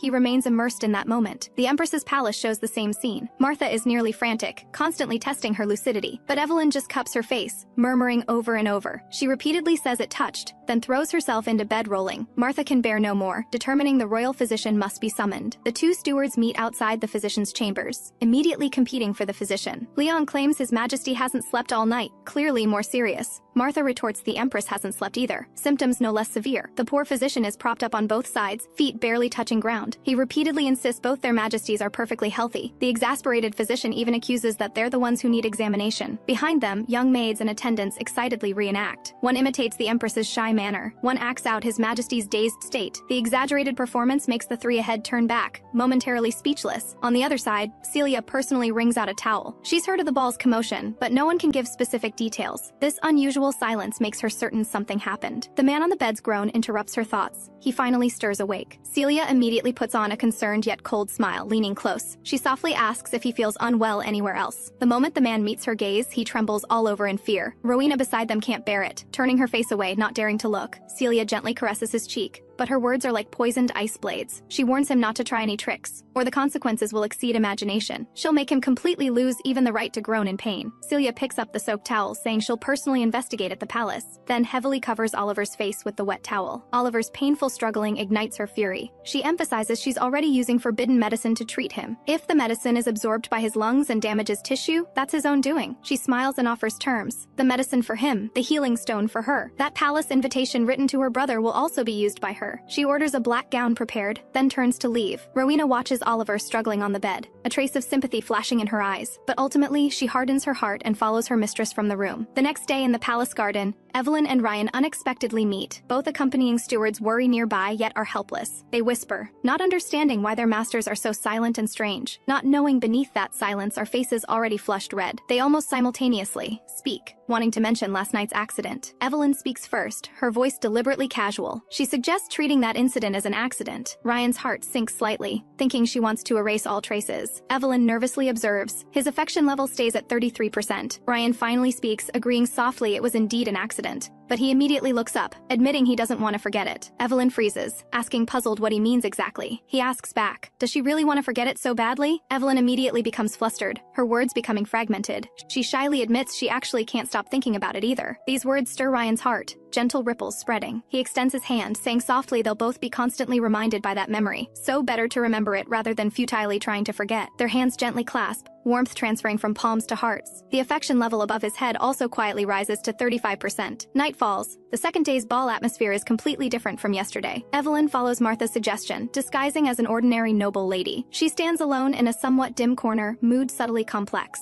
A laughing voice suddenly comes from above. Carl greets her with a laugh from upstairs. He vaults over the railing, leaping down. Evelyn can't help but frown, complaining he always likes to tease. But Carl says with a grin he's used to being envied. He shifts topics, mentioning thanks to him they could kiss last night. Evelyn is so shocked she chokes, both embarrassed and annoyed. Carl laughs even more happily, finding her so genuine and interesting. He asks as if seeking credit whether he's a decent tactician. Evelyn helplessly admits the distance indeed closed somewhat because of it. Their relaxed, cheerful banter completely falls under distant observation. Ryan watches quietly, realizing with complex emotions. He can actually recognize her in disguise at a glance in the crowd. He completely ignores Celia's repeated calls beside him. She screams inside, commanding him to look at her, not others. Finally, she reaches out and forcefully grabs his sleeve. Tears instantly fall. She cries and begs Ryan to listen to one thing she says. He turns back, but his eyes still hold concern for another person. He says unless it's urgent, he doesn't want to be disturbed right now. What concerns him more is when did Carl become so close to Evelyn? Celia trembles all over, again emphasizing the matter is extremely urgent. She sobs about her brother's grave illness illness, the family in peril. She must temporarily assume the family burden. Large tears roll down as she cries about fate's unfairness. Ryan looks at her, a trace of sympathy finally rising. He recalls her father's gambling addiction, ultimately losing everything, even wagering his daughter, losing her to a foreign duke. He pats her shoulder lightly, apologizing for being distracted. Celia takes the opportunity to throw herself into his arms, then opportunistically requests authority to act as family head. Ryan promises softly to arrange it soon. Not far away, Evelyn, witnessing all this, stops in her tracks. A sour, heavy emotion quietly blocks her heart. She turns toward the garden, wanting the night breeze to dispel that discomfort. Martha worries she'll catch cold, but she insists on walking alone. The banquet ends peacefully, but her heart can't truly be peaceful. Then Celia emerges from the shadows with a triumphant smile. Evelyn maintains decorum, asking why the guest lingers here. Celia claims she's just strolling, accidentally ended up here. Evelyn responds politely, yet knowing clearly the other's affection level remains 0. Beneath that friendly facade hides pure hatred. She directly asks why the other hasn't returned to her lodging so late. Celia looks slightly embarrassed, then switches to a nostalgic smile. She says this place is full of beautiful childhood memories with Rye. The fury in Evelyn's heart is completely ignited at this moment. She coldly points out childhood playmate status is long past. She shouldn't overstep. Celia's expression instantly darkens, but Evelyn smiles, reminding her to be more careful in public. Celia apologizes reluctantly. Evelyn places her hand on her shoulder, worried she's been away too long to know etiquette. More afraid she might, from nostalgia, mistakenly enter the Emperor's bedroom. These words are like a blade, instantly contorting Celia's expression. Finally, Evelyn points out her behavior at the banquet was inappropriate, asking her to behave herself and leave quietly tomorrow. In palace corners, maids' whispers quietly spread. They discuss the Emperor calling the deceased servant's name late at night, more vividly describing the Empress's cold reaction then. Anna, with swollen crying eyes, speaks an even more frightening rumor. She accuses the Empress of being the mastermind, silencing to hide secrets, even asserting the Empress is a witch bewitching the Emperor. In the shadows, a priest takes it all in. He curves his lips with satisfaction,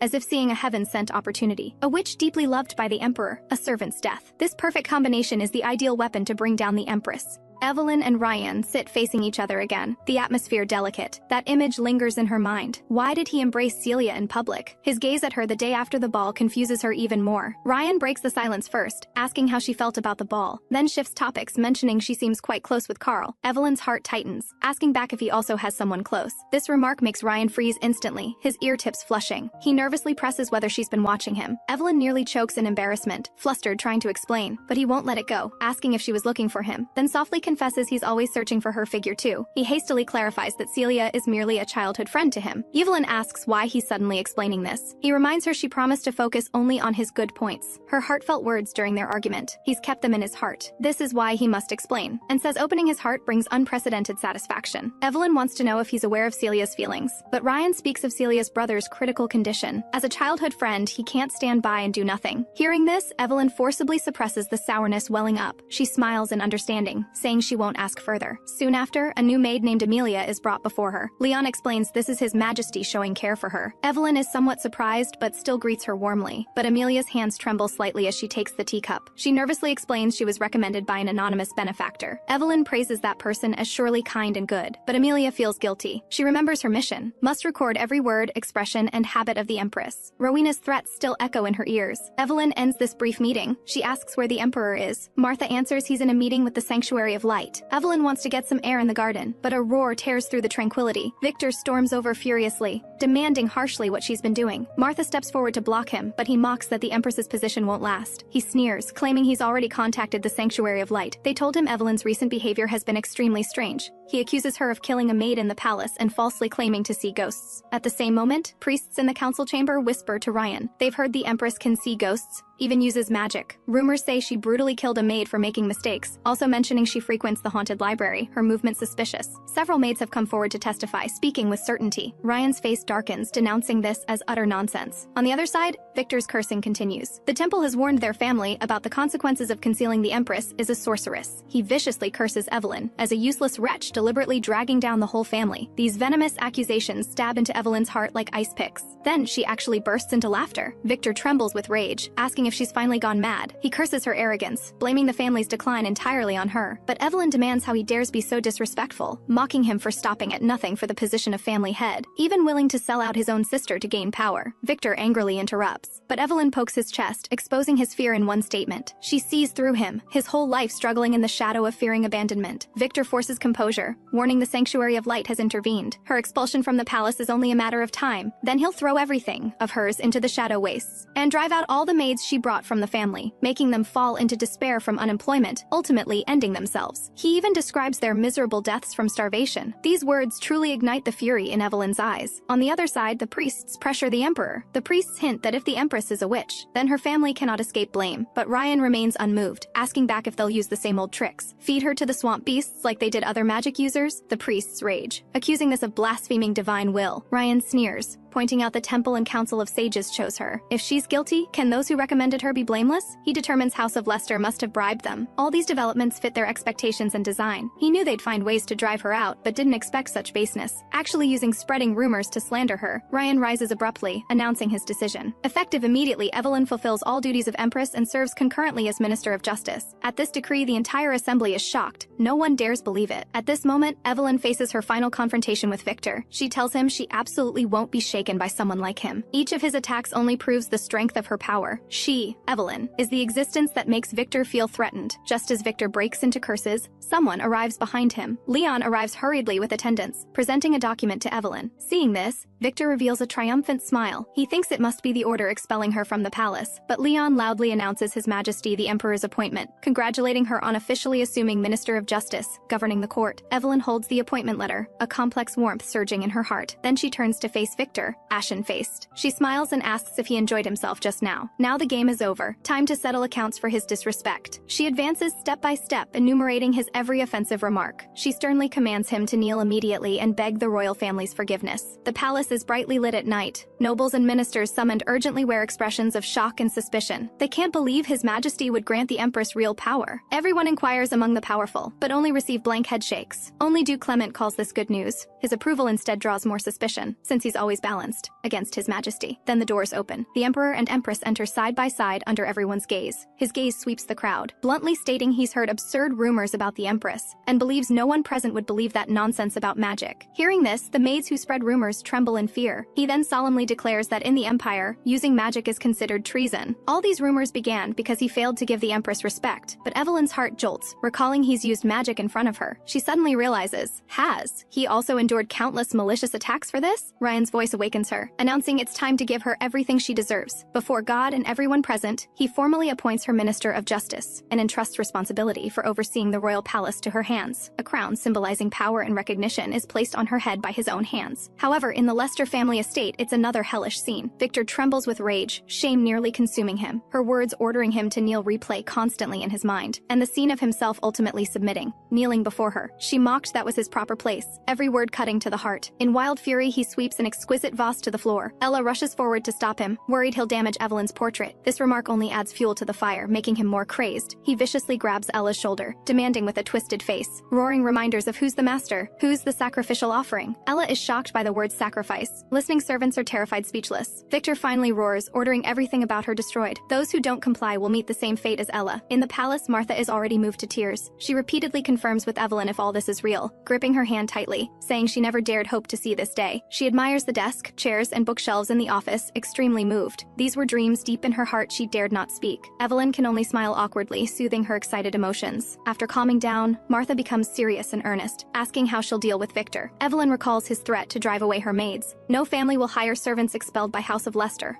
Martha believes this is already blatant insult to the royal family. Evelyn rubs her forehead, saying she needs time to think carefully. Victor's threats do give her concerns. Acting rashly will absolutely implicate her maids. Meanwhile, Ella has fallen into a coma from high fever. She struggles to entrust her young brother to deliver a letter to the Empress. Evelyn suddenly feels inexplicable panic and anxiety. She feels something bad is happening, destined to happen. Outside the palace, a small boy clutches the letter, pacing before the gates. He must notify Lady Evelyn but can't get close. A bold idea emerges, create a disturbance, get arrested and jailed. This way, perhaps the plea for help could reach the lady's hands. Just then, a carriage approaches. His heart hardens. He throws himself down in front of the carriage. The coachman is startled. Guards angrily want to drive him away, but he shouts desperately, begging them to put him in jail. This abnormal plea catches Leon's attention. The boy holds the letter high, crying out to report Victor's evil deeds. He says he's from House of Leicester, here to save his sister. Soon, this tear-stained letter reaches Evelyn's hands. Unfolding it, the familiar greeting makes her smile slightly, but as she reads, her smile freezes completely on her face. Fury erupts like a volcano from her heart, nearly consuming her. She slams her fist on the desk, startling Martha beside her. She explains to Martha that Ella's high fever won't break due to the Duke's violence, and all this is punishment she received because of Evelyn. He actually laid hands on Ella. On her sickbed, Ella's face is flushed red, consciousness fading. Still murmuring brokenly about that critically important portrait, Brother Noel rushes back, his heart breaking at his sister's condition. The cook sighs. The wounds can't be treated. The high fever won't break, because she was punished to clean the courtyard all night. Just then, news of palace visitors explodes like thunder. They claim they'll immediately arrest Ella and take her away. Noel instantly breaks down, thinking his plea for help harmed his sister. But Victor, hearing this, reveals a sinister, triumphant smile. Then Ella struggles to sit up. She believes Evelyn will surely help her. She urges her brother to protect the lady's portrait. Before finishing her words, she's coldly interrupted by royal knights. The carriage carries her toward the palace in the night. Atop a high building, Evelyn has been waiting. Evelyn rushes to the cell. The scene before her makes her heart clench hard. The physician shakes his head gravely, saying Ella's wounds are festering. Especially the leg injury is extremely serious, nearly life-threatening. Martha turns away, unable to bear it, tears welling in her eyes. The physician says quietly, this isn't just abuse, but attempted murder. He begs the Empress to quickly remove her from this filthy, cold place. Evelyn recalls Noel's tearful plea in the letter. Just for a portrait, Victor did this. But cold legal provisions stand before her. She has no authority to directly take her away. Martha anxiously asks what to do. She firmly declares she'll strip Victor of his position as family head. This is destined to be a difficult battle, but she has no way back. She instructs Martha to keep it secret for now, then turns to bury herself in vast law books. Sleepless, foodless study begins. Martha brings meals, but she gently pushes them away, only anxiety in her heart. The legal codes are difficult. No precedents to follow. Everything must be created from scratch. She needs allies, but the Sanctuary and Council of Sages viewed her as sacrifice. Despair surges like tides, nearly drowning her slender figure. She closes her eyes tight, breathes deeply, quietly encouraging herself. Just then, abrupt knocking comes from the terrace behind her. She rises uneasily to ask, but no one answers. A strange shadow silently falls on her desk. Fear instantly grips her heart. She recalls warnings about assassins. She yanks open the curtain, prepared for the worst outcome. However, standing in the moonlight is Ryan with a smile. She freezes in place, mind completely blank. He climbs through the window, naturally cupping her face to check her complexion. Hearing she didn't eat dinner, his tone carries unmistakable concern. Then he gently tucks a package into her arms. Evelyn asks blankly what this is. Light flickers in his eyes. He says the folk festival is ending soon. These are casual clothes prepared for her, inviting her in the name of undercover work to complete the Empress's first inspection. At this moment, she clearly sees the affection level jump to 40%. Immense joy washes over her, sweet speculation welling in her heart. Does this count as a date, like ordinary lovers? Before she can ask, he seems to have already read her thoughts. He admits decisively, yes, this is a date. Then he extends his hand to her, palm up, gaze burning, mouth speaking of serious undercover mission, but face slightly flushed. He urges Evelyn in a low voice to quickly take his hand. The dizziness as magic dissipates makes Evelyn nearly unsteady. Ryan apologizes, somewhat embarrassed. Didn't expect her balance to be so poor. Evelyn looks at the towering palace walls behind, her heart shaken. From his skilled movements, this clearly isn't his first time scaling walls. She can't help imagining how Leon would collapse screaming seeing this. But Ryan says lightly, not every time requires this. His next arrangement surprises her even more, actually riding a carriage. This overly conspicuous method completely contradicts stealth plans. However, boarding the so-called carriage, she feels dizzy again. This is clearly a crude supply wagon, bumpy and rough. But Ryan lies down comfortably, saying it'll be more comfortable after unloading. Evelyn, helpless, looks up to see the brilliant starry sky. The vast beauty instantly soothes all discomfort and complaints. He softly asks if she feels excited. She honestly nods in admission. This is the first time leaving the palace since marriage. The air of freedom thrills. He invites her to lie down and rest, naturally extending his arm as pillow. This intimate gesture makes her heart race, cheeks warming slightly. She shyly asks if he's flirting with her. Ryan actually asks back what flirting means. She can only explain quietly its behavior towards someone you like. Finally, she gently rests on his arm, asking what's in her heart. Does he have special interest in her? He answers without hesitation yes, his gaze deep and frank. In that instant, her world seems gently lit by starlight. Meanwhile, Carl appears on Celia's estate balcony. He gets straight to the point, asking about her brother Oliver's condition. Celia says sadly it's the same illness their father had, but Carl repeatedly presses for details, revealing unusual scrutiny. He even mentions her in His Majesty's arms, requesting to manage family affairs. Celia's expression changes, keenly sensing his visit has ulterior motives.